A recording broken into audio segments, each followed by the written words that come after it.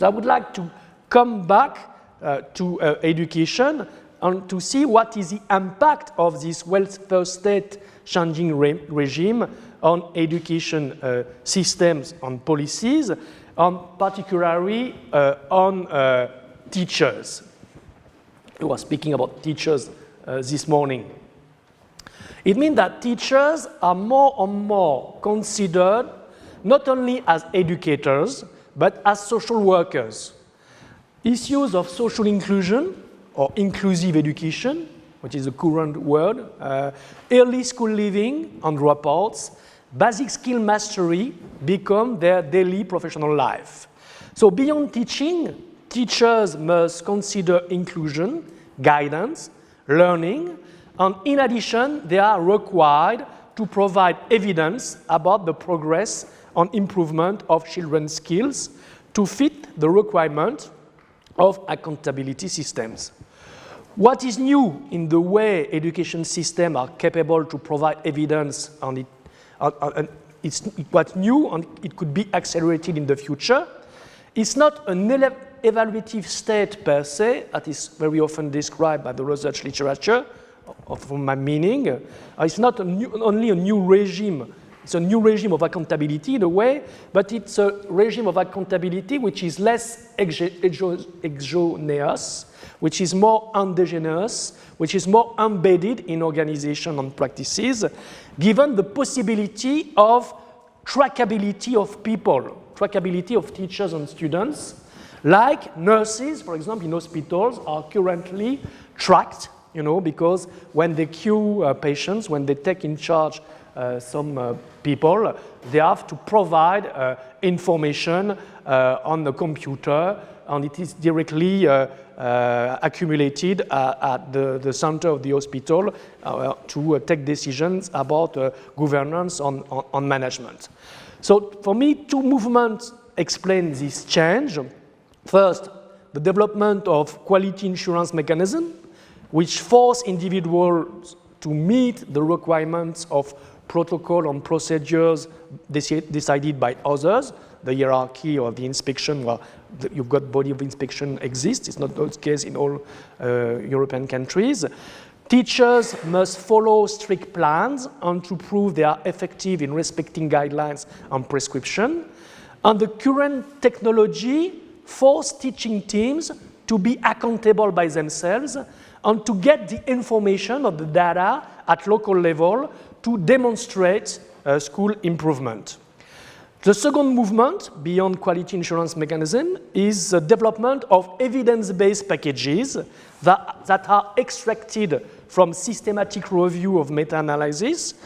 This review or meta-analysis pretend demonstrating the effectiveness of some educational practices, for example, in numeracy and literacy, and they are packed in guidelines, in protocols, in textbooks, in checklists that are disseminated to practitioners. So these what works packages are considered as a good resource for changing teaching practices and making teachers more effective.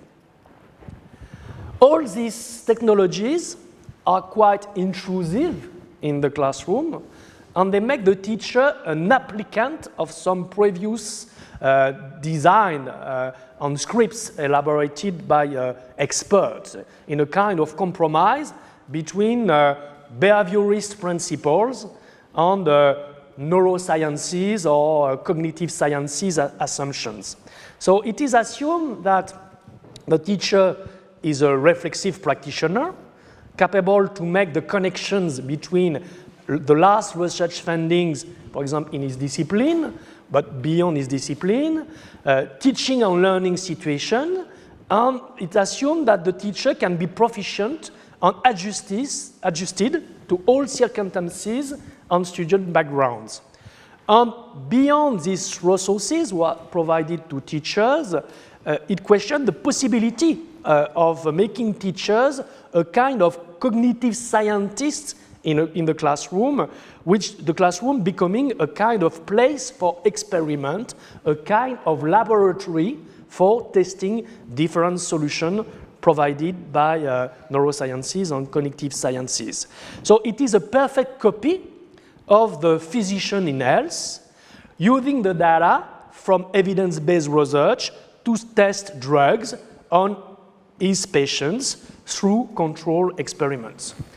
So to resume Laurent Thévenot's concept, it's not only a managerial, but an experimental reduction of the capacities of teachers to be engaged in a diversity of worlds because their action is really reduced to the format of the plan, and it doesn't give much place or much recognition to a dynamic of familiarity with their environment, with their proximal environment.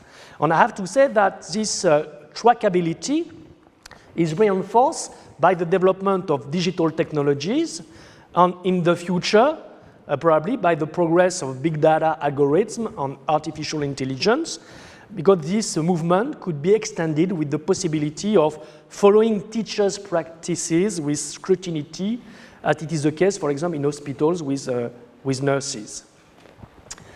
All these changes will impact also on the definitions of teachers' knowledge and skills, and they will impact, or they start to impact on the way they are assessed, paid, and recognized in their professional career. At least if you look at what the OECD and the European Commission is preparing after the TALIS survey, you will find some grid in order to exploit or to promote these new professional skills.